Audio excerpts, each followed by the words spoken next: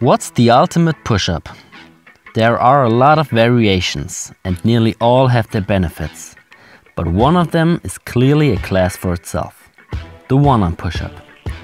Now you might say, the one-arm push-up is just a harder variation of the basic push-up. Well, that's only half the truth. The one-arm push-up can be used to make your push-ups harder, that's right. If you are able to do a lot of basic push-ups and you want to increase the intensity to work in a lower rep range, you can use the one-arm push-up for that. But there are also other points that make this exercise so unique and important. First of all, it's a unilateral movement. This means you work with only one side. When you do a normal push-up and one side pushes more than the other, it's hard to recognize.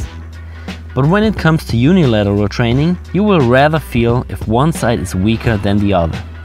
This will allow you to find out your weaknesses and work on them. Another benefit is the core activation. You need a lot, and I mean a lot, more core activation and stabilization in general.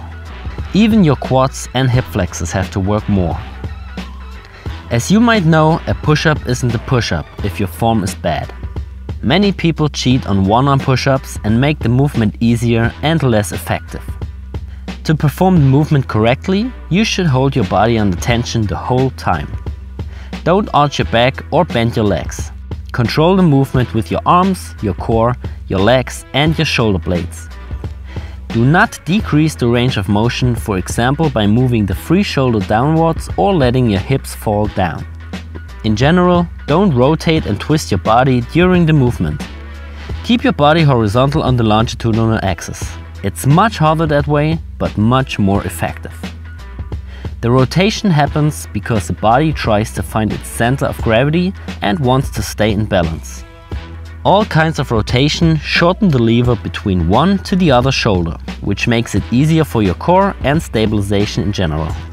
If you do this, you will lose a big benefit for your whole body. Another way of decreasing the intensity is to put one leg too far to the side and bend your body to this side.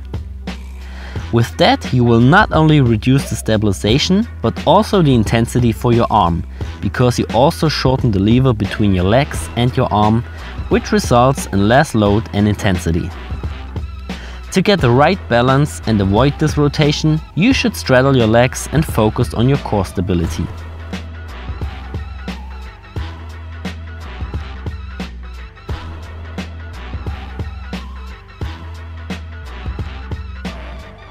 If the straddle is correct, your diagonal leg will only slightly support the movement. Sometimes it could even happen that the diagonal leg will lift off the ground automatically. The one-arm push-up is actually also some kind of balance plank. But what if you aren't able to do one-arm push-ups yet? You just work with an easier progression. The first exercise you should do is the archer push-up. When you do archer push-ups, one arm is straight and the other one is bent. You can't produce that much strength with your straight arm, and that's why your bent arm has to work more than in a regular push-up. But the straight arm still assists the movement. You can fade the intensity of the archer push-up by fading the mass of your body between the center and the outer point of one side. If you can do archer but you still have problems to do a one-arm push-up, just use the negative part. You let yourself down slowly and controlled. Go up with both hands and repeat. Rest if you can't perform any clean negative reps. Start low, increase slow, and be patient to just accept it if you're not strong enough yet. For further questions, you can leave a comment. Thanks, Alex.